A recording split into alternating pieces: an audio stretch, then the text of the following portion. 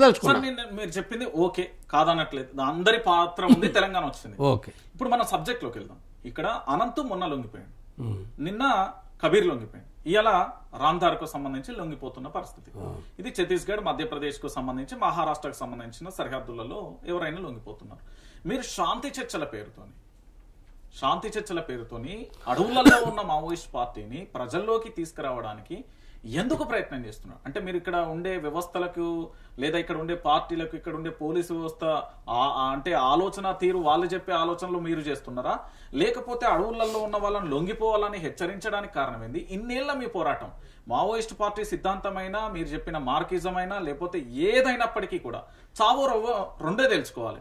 కానీ అక్కడి నుండి ఇక్కడికి వచ్చిరంటే ఉద్యమానికి, అంటే తాకిడికి భయపడి, పోలీసు వ్యవస్థ తాకిడికి భయపడి వచ్చిరా ఏంటి? ఇందులో ఒక క్లారిటీ ఇవ్వండి. ఇప్పుడు శాంతి చర్చల కమిటీ పెట్టింది కేంద్ర ప్రభుత్వంతో, శాంతి చర్చలు జరిపి శాంతిని సాధించాలనే లక్ష్యంతో శాంతి చర్చల కమిటీ ఏర్పడింది. ఎవరు చనిపోద్దు, మావోయిస్టులు చనిపోద్దు, పోలీసులు చనిపోద్దు, ప్రజలు చనిపోద్దు. ఈ 3 అంశాల ఆధారంగా శాంతి స్థాపించాలి. అంటే దాని అర్థం ఏంది? చర్చలు జరిపిన తర్వాత మావోయిస్టు పార్టీ కూడా సాయుధ పోరాటం విరమణ చేయాలని దాని అర్థం. అంటే తిరిగి చర్చలు జరిపి సాయుధ పోరాటం కొనసాగించడానికైతే చర్చలకు అర్థమే లేదు. అది ఆ చర్చలకు అర్థమే లేదు. అంటే మొట్టమొదటి నుంచి స్థాపించినప్పటి నుండి కూడా ఈ యొక్క అవగాహనతో పనిచేసింది. కానీ దురదృష్టవశాత్తు ఇవి జరగలేదంటే కేంద్ర ప్రభుత్వం కంటిన్యూగా ఎన్కౌంటర్లు, బూటకం ఎన్కౌంటర్లు చేయడం, దాని మూలంగా చర్చలు జరగలేదు. తిరిగి ఒక అనివార్యమైన పరిస్థితి లోపల ఒక అనివార్యమైన నీ ప్రశ్న దీంట్లో సమాధానం చెప్పండి, మీరు కలిపి చెప్పండి, నేను టైం ఇక్కడ ఏంటి అంటే మావోయిస్టు పార్టీలకు సంబంధించిన నేతలను బూటకపు ఎన్కౌంటర్ అనే పదం పదే వాడుతున్నారు. మావోయిస్టు పార్టీ సానుభూతి పరులైనా, అభిమానులైనా, లేకపోతే అందులో నుంచి వచ్చిన వ్యక్తులైనా. అదే పోలీస్ సైన్యాలకు సంబంధించి, భద్రతా దళాలకు సంబంధించి, పోలీసులకు సంబంధించి, పోలీస్ స్టేషన్లకు సంబంధించి కిడ్నాప్ చేసి ఆ పోలీస్ స్టేషన్లు బెయిల్ చేసి చంపేసిన ఘటనలు ఉన్నాయి కదా, మరి దాన్ని ఏమనాలి? ఇక్కడ బూటకపు ఎన్కౌంటర్ అనేది మావోయిస్టులకు వాడి, మరి ఇక్కడ పోలీసులను కూడా చంపేసి దాన్ని ఏమనాలి? ఇప్పుడు పోలీసులను చంపడమైనా లేకపోతే మావోయిస్టులను చంపడమైనా ఇప్పుడు అది హింస వద్దు. ఇప్పుడు ఇది శాంతి కావాలంటే చర్చలు జరగాలి, కాల్పుల విరమణ. నేను చెప్తున్నా, వాళ్ళ జ్ఞానోదయం కాదు. నేనేం చెప్తున్నానంటే ఇది జరగకూడదు అనేది నేనే కానీ, శాంతి చర్చల కమిటీ కానీ, దేశంలో వివిధ ప్రజాస్వామిక వాదుల. మీరు ఎందుకు చెప్పాలి? మీకు అవసరం ఏంటి? మీరు ఎందుకు చెప్తున్నానంటే ఇప్పుడు శాంతి కావాలండి కదా, ప్రజలందరూ కోరుకుంటారు కదా. ఏ పరిష్కారం ఉంటుంది? అంటే చంపుకుంటా కంటిన్యూగా వాళ్ళు చంపుకుంటూ ఉండడమే పరిష్కారమా? అది కరెక్టా? అంటే చంపుకుంటా అంటే మావోయిస్టులు పోలీసులను చంపడం, పోలీసులు మావోయిస్టులను చంపడం సరైనదా? నేను మీరు కాదు ఇక్కడ, నేను ఇక్కడ మావోయిస్టు పార్టీగా నేను లేను. మీరు గుర్తుపెట్టుకోవాల్సింది ఏంటంటే నేను మావోయిస్టు పార్టీగా లేను. నేను మావోయిస్టు పార్టీకి బయట ఉండి నేను మాట్లాడుతున్న వ్యక్తిని. వాళ్ళ మనుగడ కోసం కాదు నేను మాట్లాడేది. ఎవరు కూడా చనిపోవద్దు. మరి ఇన్నాళ్ళ దానికి ఏంటి పరిష్కారం? గర్భకోశ ఉంటది కదా, వాళ్ళకేం సమాధానం చెప్తాయి మావోయిస్టు పార్టీ కానీ? అంటే గతంలో హత్యలు జరిగినాయి కాబట్టి ఒకరినొకరు చంపుకోవడం పరిష్కారమా? ఇప్పటికీ కాదు దానికి పరిష్కారం. ఇప్పుడు ఆ ప్రశ్నను వేస్తున్నావంటే నువ్వు కానీ ఇంకోళ్ళు కానీ వేస్తున్నారంటే దానికి పరిష్కారము మళ్ళీ కంటిన్యూగా చంపుకోవడమేనా? ప్రతీకారమా? ప్రతీకారమా? అంటే ప్రతీకారము మనం మన ప్రతీకారమా? ఇప్పుడు నీకే కాదు, చాలా మంది ఆలోచించే వాళ్ళకి నేను చెప్పేది ఏంటంటే ప్రతీకార పద్ధతులు ఆలోచించడం ద్వారా ఉపయోగం లేదు. ప్రతీకారం ఆలోచించడం అంటే ఏంటిది? నక్సలిజం ఉండాలని కోరుకోవడమే, మావోయిజం ఉండాలని కోరుకోవడమే. ప్రతీకారం కావాలంటే ఏం కోరుకుంటున్నాం? బూటకం ఎన్కౌంటర్లు ఉండాలని కోరుకోవడమే కదా. కాబట్టి రెండూ కూడా ఇప్పుడు సరైనవి కావు. ఇప్పుడు శాంతియుతంగా చట్టబద్ధ పద్ధతులు వచ్చి వాళ్ళైనా పనిచేయాలి. ప్రభుత్వాలు కూడా చట్టబద్ధ పద్ధతిలో పట్టినే ఏదైనా అంటే నేరాలు కానీ హింసను కానీ కంట్రోల్ చేయాలి. ఇప్పుడు సాధ్యం కాదనేదో ఇప్పుడు రాజ్యాంగం రాసుకున్న దాని ప్రకారంగా మరి చట్టబద్ధ పరిపాలన చేయాలి కదా. అందుకోసం అది ఉండకూడదనే కదా, అది ఉండొద్దనే కదా మాట్లాడేది నేను. అదే అంటే ఇప్పుడు చట్టబద్ధ అంటే కాదు. ఇప్పుడు 8-10 అవుతుంది కదా, సమాజంలో మీరు చాలా చూసారు కదా, హత్యలు, మానభంగాలు, లేదా రకరకాలుగా రోజు చాలా చూస్తున్నారు కదా. ఈ రోజు నిన్న కూడా జరిగిన హత్యలు చూస్తున్నారు కదా. రాజ్యాంగం ఉంది, మరి ఏమైపోయిందా? అంటే ఇప్పుడు మరి అంటే నీ ప్రశ్న ద్వారా మనం ఏమనుకోవాలనంటే రాజ్యాంగం పని నువ్వు చెప్తున్నా కాదు. ఇప్పుడు నీ సమాధానం నీకు సమాధానం నేను చెప్పాలి, నీ సమాధానం నేను చెప్పాలి కదా. ఇప్పుడు రాజ్యాంగం అనేది అవుతుందో పని చేయాలని కోరుకుంటున్నామా, రాజ్యాంగం పని చేయొద్దని కోరుకుంటున్నామా? రాజ్యాంగాన్ని లోబడి పని చేయాలనంటే ప్రభుత్వం పని చేయాలి, మావోయిస్టులు పని చేయాలి, ఇద్దరు చేయాలి. అవును, మావోయిస్టులు పని చేయాలి. అదే నిషేధించింది అనేది ఏదో ఇప్పుడు ఆ నిషేధం అనే దానికంటే కూడా వాళ్ళ సాయుధ పోరాట విరమణ చేయాలని ఎందుకు చెప్తున్నా నేను సాయుధ పోరాట విరమణ చేసి ఇక్కడ చట్టబద్ధంగా మీరు ప్రజలను ఆర్గనైజ్ చేసుకోండి, మీరు కమ్యూనిజం కోసం ప్రచారం చేయండి, సమానత్వం కోసం ప్రచారం చేయండి, మీరు ఆర్గనైజ్ చేసుకోండి.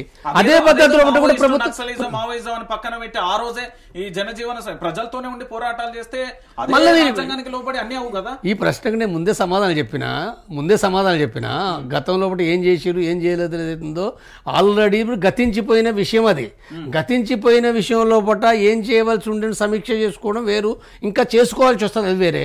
కానీ ఇప్పుడున్న పరిస్థితి లోపల ఇప్పుడు ఏదైతుందో ఇప్పుడు ఇది హింస అనేది అవుతుందో ఇది చంపుకోవడం అనేది ఉందో దానికంటే కూడా ఇప్పుడు చట్టబద్ధంగా ప్రజలను ఆర్గనైజ్ చేయాలి.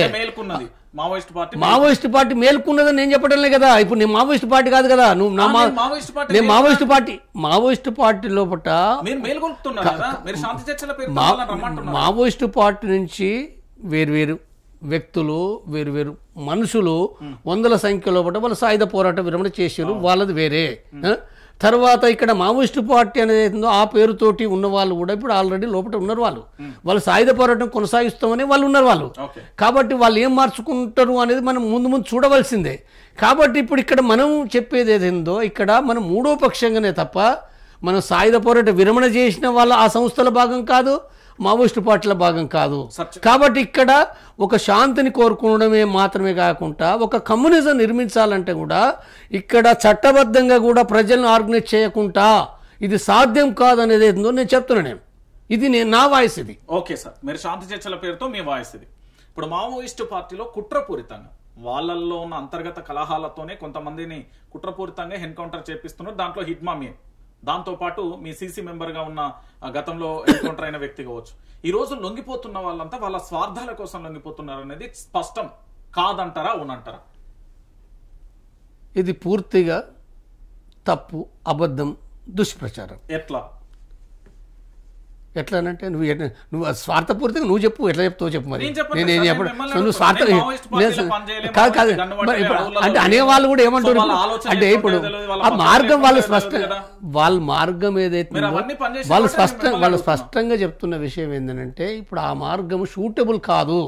ఆ మార్గం షూటబుల్ కానప్పుడు కాదనే విషయాలు కూడా వాళ్ళకి అనేకంగా నిరూపణ అవుతున్నప్పుడు ఏళ్ల తరబడి ఏదో ఒక్కరోజే ఇవ్వాలి వచ్చిన ఆలోచన కాదు. ఇది గత 5-6 ఏళ్ల కాంచి కూడా ఏంటంటే వాళ్ళ లోపల సంఘర్షణ కొనసాగుతుంది. దీని ఫలితమే ఇవాళ అక్కడ ఉండి ప్రజా ఉద్యమాలు నిర్మించలేము, ప్రజా సంఘాలు నిర్మించలేము, రిక్రూట్ పెంచలేము, యుద్ధం కూడా చేయటం లేదు కూడా. కాబట్టి మొత్తం రీత్యా కూడా అంటే చట్టబద్ధంగా బయటికి వెళ్ళిపోయి విరమణ చేసి ఇక్కడ ప్రజా ఉద్యమాలు నిర్మించడమే మార్గం అనే దాంతో వాళ్ళు వస్తున్నారు. వాళ్ళు ప్రజా ఉద్యమాలు నిర్మించడానికి వాళ్ళ స్వార్థ ప్రయోజనాలు కాదది. వాళ్ళు ఇక్కడ రావడానికి ప్రజా ప్రయోజనాలే వాళ్ళ ప్రయోజనం తప్ప మరొకటి ఏమీ లేదు. ఎవరు ఎన్నైనా మాట్లాడచ్చు, దానికి వ్యతిరేకులు ఎన్నో మాట్లాడతారు, కానీ వాళ్ళు చెప్తున్న విషయం అది. అయితే అది నిజమా కాదా అనేది ఉందో ప్రాక్టీస్ లోపల వాళ్ళు నిరూపణ చేసుకోవాలి. వాళ్ళే నిరూపణ చేసుకోవాల్సింది వాళ్ళే. కాబట్టి ఆ నిరూపణ అదేమి లేకుండా దాన్ని వెయిట్ చేయకుండా ఇష్టం ఉన్నట్టుగా మనం మాట్లాడతాం. వాళ్ళ స్వార్థం కోసము, వాళ్ళ భయానికి వచ్చిండ్రు, వాళ్ళ డబ్బుల కోసం వచ్చిండ్రు. ఎవడో కంపెనీ వాడేవాడో కంపెనీ వాడేదో పిచ్చి మాటలు మాట్లాడితే, లాయిడ్ కంపెనీ పిచ్చి మాటలు మాట్లాడితే ఆ పిచ్చి మాటలు పట్టుకొని మాట్లాడడానికి కూడా ఏంటంటే అర్థం లేదు. కాబట్టి ఇక్కడ వాళ్ళు ఏం చేస్తారో వాళ్ళు చూడాలి. లేదు సాయుధ పోరాటం కనుక అది నిరూపణ చేస్తే చేయొచ్చు. అది సాయుధ పోరాటాన్ని కనుక ప్రూవ్ చేయగలితే ఇప్పుడు గత 5-6 సంవత్సరాల కాంచి కూడా ప్రూవ్ ఎప్పుడూ అయిపోయింది.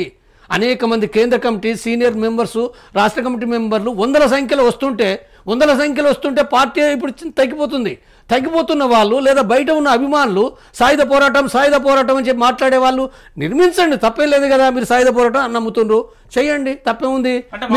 మీరు నేను చెప్పేది ఏంటంటే మీరు అంటే వచ్చిన వాళ్ళపైన లేనిపోని మీరు సాయుధ పోరాట విరమణను తప్పుపడతారా పట్టొచ్చు, అది తప్పుడు రాజకీయం అంటే చెప్పాలి. కానీ లేనిపోని ఏదైతుందో లాయిడ్ కంపెనీకి బ్రాండ్ అంబాసిడర్గా మాట్లాడడం ఇది ఎంత దుర్మార్గం ఇది దుర్మార్గం ఇది లాంటి మాటలు మాట్లాడడం. కాబట్టి నువ్వు ఏదైతే చేయాలనుకుంటారో చెయ్యి, నువ్వు చేయాలనుకుంటే చెయ్యి. కాబట్టి ఇది చెయ్యి. నువ్వు సాయుధ పోరాటం అంటే ఏం చేయాలి? నువ్వు ఉద్యమాలు నిర్మించాలి. ప్రజా ఉద్యమాలు నిర్మించాలి. ప్రజా ఉద్యమాలు నిర్మించడం అంటే ఈ సమాజంలో పుట్టిన ప్రజలతోటే, ఈ రైతులతోటి, ఈ కార్మికులతోటి, ఈ దళితులతోటి, ఈ మహిళలతోటి, అంటే ఈ ఉద్యోగులతోటి. ఒక నిమిషం మీరు ఆగండి. లేదు మీరు ఇంటరప్ట్ చేస్తున్నారు. మీ ప్రశ్న లేదండి. నో అంటే అడవులలో నుంచి వచ్చి వీళ్ళకి ఇక్కడ ప్రజా ఉద్యమాలు నిర్వహిస్తారు. ఇక్కడ మీ ప్రశ్న ఇప్పుడు ప్రశ్న ఇక్కడ ప్రజా ఉద్యమాలు అనేది కొనసాగించకపోతే సాయుధ పోరాటానికి అర్థం లేదని చెప్తున్నాను నేను. సాయుధ పోరాటం లేదు. నేను ఏం చెప్తున్నాను? నేను చెప్పనియండి, నేను కంప్లీట్ చేయనండి, పాఠకులకు పోవాలి. కాబట్టి ఇక్కడ తప్పనిసరిగా సాయుధ పోరాటం అనుకుంటే తప్పనిసరిగా ప్రజా ఉద్యమాలు లేకుండా సాయుధ పోరాటానికి అర్థం లేదు. కాబట్టి ఆ ప్రజా ఉద్యమాలు నిర్మించాలి. అది మావోయిస్టు పార్టీ నాయకత్వం కింద అవి ఉన్నాయండి. నేను చెప్పనియండి, నేను కంప్లీట్ చేయనండి. తర్వాత రెండో విషయం ఏదైతుందో సాయుధ పోరాటం అంటే కూడా దానికి తోడుగా సాయుధ పోరాటం అనే ఎందుకంటున్నాము, దానికి ఆయుధాలతో అక్కడ యుద్ధం చేయడం కూడా ఉంటుంది. అంటే అది రెండు లింకుడే సాయుధ పోరాట ఉద్యమం. కాబట్టి వాళ్ళు ప్రతిఘటన చేయని. ఇప్పుడు గత సంవత్సరాల కాలంలో ఎలాంటి ప్రతిఘటన అంటే మిలిటరీ ప్రతిఘటన కూడా లేదు. ఒక ఎస్ఐని ఒకరిద్దరు ఇన్ఫార్మర్లను చంపారు తప్ప, అంటే అనేక మంది నాయకులు సభ్యులు అనేక మంది చనిపోతున్నారు వరుసంగా. కాబట్టి వీళ్ళ ప్రతిఘటన కూడా అంతగా లేదు. కాబట్టి ఇది ఏదైతుందో వాళ్ళు నమ్ముతున్న దాన్ని వాళ్ళు చేయవచ్చు. చేసి నిరూపణ చేస్తే మంచిదే. అది చేసినప్పుడు అది నిరూపణ అయినప్పుడు ఆటోమేటిక్గా ఎవరైతే సాయుధ పోరాటాన్ని వ్యతిరేకించారో వాళ్ళు తప్పని తేలిపోతుంది కదా, తప్పని తేలిపోతుంది. కాబట్టి ఇక్కడ అంటే వివాదం ఏదైతుందో శత్రుపూరితంగా వ్యాఖ్యలు చేసుకోవాల్సిన అవసరం లేదు. నేను చెప్పేది ఏదైతుందో ఎవరైతే వ్యాఖ్యలు శత్రుపూరితంగా చేసుకునే కంటే కూడా ఒక మిత్రపూర్వకంగా విమర్శలు ఎన్నైనా పెట్టనియండి, తప్పేం లేదు. సాయుధ పోరాటం చేసే వాళ్ళపైన సాయుధ పోరాట విరమణ చేసే వాళ్ళు చెప్పొచ్చు, సమాజంలో వాళ్ళు చెప్పొచ్చు. సాయుధ పోరాట విరమణ చేసిన వాళ్ళపైన కూడా అది తప్పని చెప్పి సాయుధ పోరాటం అభిమానించే వాళ్ళు, సాయుధ పోరాటంలో పనిచేసేవారు చెప్పొచ్చు, చెప్పకూడదని కాదు. అసలు వీళ్ళు మాత్రమే కాదు, ఇప్పుడు ఈ దేశంలో పూట వివిధ కమ్యూనిస్ట్ పార్టీలు, వివిధ నక్సలైట్ పార్టీలు ఉన్నాయి, సోషలిస్ట్ పార్టీలు ఉన్నాయి. వీళ్ళ మధ్యలో శత్రుపూరితమైన సంబంధం కాదు కదా, శత్రుత్వం కాదు, ఇది మిత్రపూర్వకమైందే. కాబట్టి ఇక్కడ ఏదైతే విధానాల పరంగా ఉన్నాయో విధానాల పరంగా ఎవరు ఏదైనప్పటికీ విమర్శ చేయొచ్చు, రాయొచ్చు, మాట్లాడచ్చు, చేయాలి తప్పనిసరిగా. కాబట్టి ఇక్కడ ఇది ఇది ఇది ఇది ఇది ఏదైతుందో ఇది విశాలంగా అర్థం చేసుకోవాలి తప్ప అల్ప విషయాలపైన.